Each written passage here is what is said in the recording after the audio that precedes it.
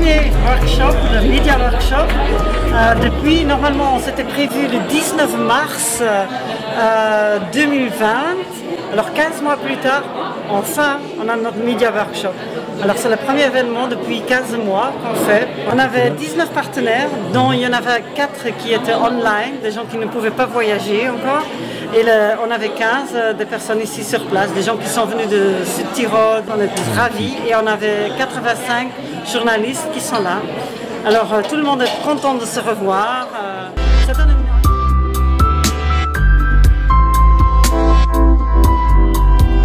Ben, pour le moment, on a 2 navires en navigation. Ce week-end, on va avoir notre 3e et bientôt le Costa Firenze qui va commencer le 4 juillet. En total, pour l'été, on va avoir 4 navires, 2 en Méditerranée orientale et 2 en Méditerranée occidentale. Et on prévoit d'augmenter le nombre de navires qui vont être en service.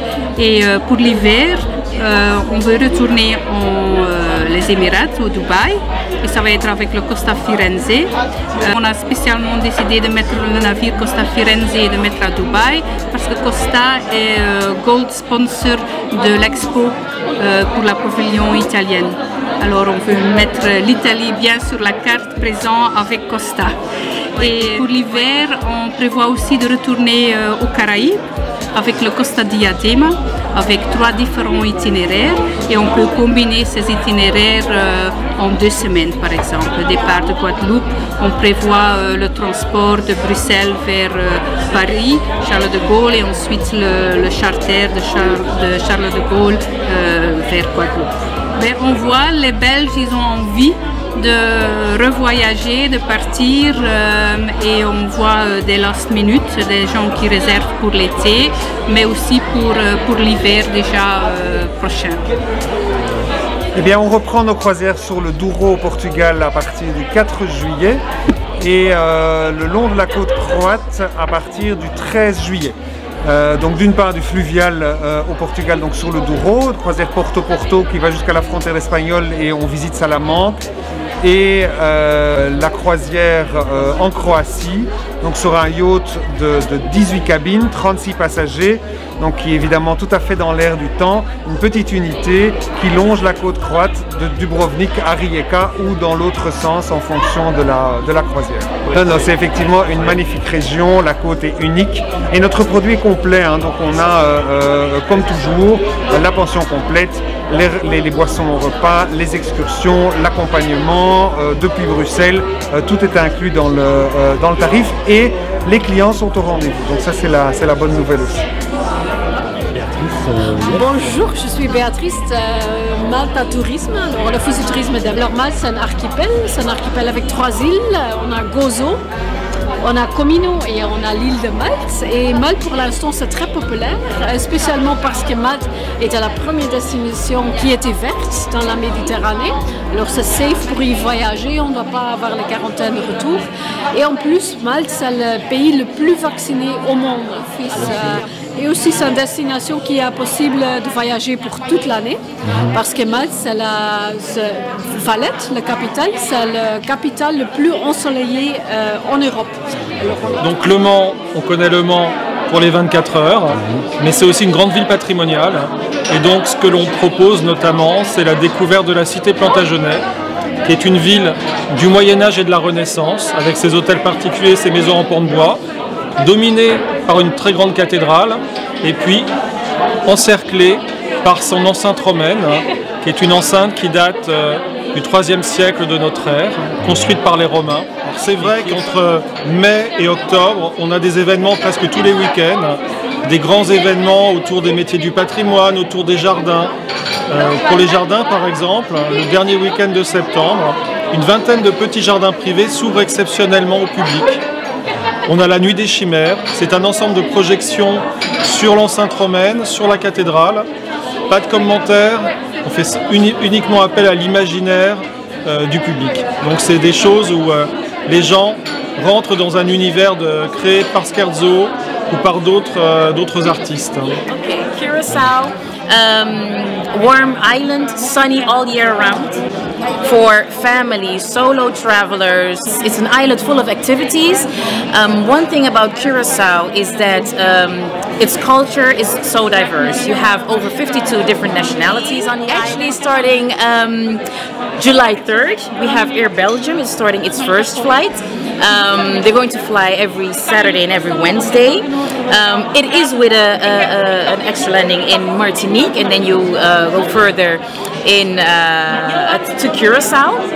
So then it's very easy for you to travel from Belgium to Curacao, or else, yes, from Amsterdam. Also, we have daily flights going to the island. Bonjour, je suis Valentine et je travaille pour la destination Südtirol.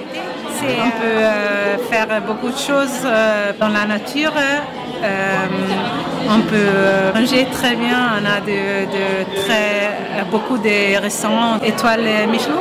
Oui, donc beaucoup d'hôtels. Oui, beaucoup des hôtels qui sont gérés par des familles. Donc c'est super, il n'y a pas les grandes chaînes, mais on a beaucoup des hôtels qui sont dans des endroits très spéciaux, dans les montagnes, dans les forêts, dans les petites villes, c'est très joli. Et bah donc Nausicaa a réouvert ses portes le 19 mai 2021, le jour des 30 ans de Nausicaa, puisqu'on avait ouvert le 19 mai 1991. Donc ça fait plaisir de revoir les visiteurs. On a ouvert d'ailleurs une extension en 2018 sur la thématique de la haute mer, avec un très grand bassin où on est devenu le plus grand aquarium d'Europe, avec une raimanta, des requins, plein de bancs de poissons. Et on a régulièrement des naissances, et d'ailleurs on a eu une naissance de requins zèbres il y a quelques mois. Donc on a plusieurs requins zèbres, bébés requins zèbres qui sont en train de grandir dans les réserves de Nausicaa. On fait aussi beaucoup de pédagogie. On a d'ailleurs ouvert une exposition cet été sur les conséquences du réchauffement climatique. Donc c'est une exposition qui s'appelle Dans l'œil du climat, où on va emmener les visiteurs à la découverte de ces conséquences sur les manchots, sur le corail, sur les méduses. Et on va terminer avec une grande salle immersive où on va avoir les conséquences de ce réchauffement climatique. Et ensuite, on va donner aux gens, on va donner envie d'agir.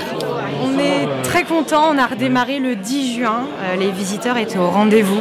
Ça a été un vrai plaisir et un vrai moment de retrouvailles, que ce soit pour nos équipes ou pour les visiteurs.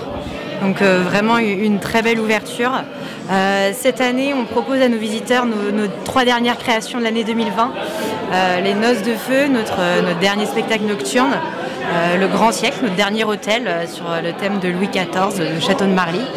Et le Théâtre Molière, notre palais des congrès, également sur le même thème, qu'on propose de faire découvrir ou redécouvrir aux visiteurs qui ne les auraient pas vus en 2020. Et bien, cette année, le Puy du Fou renouvelle aussi son monde imaginaire de La Fontaine pour les 400 ans de la naissance de Jean de La Fontaine.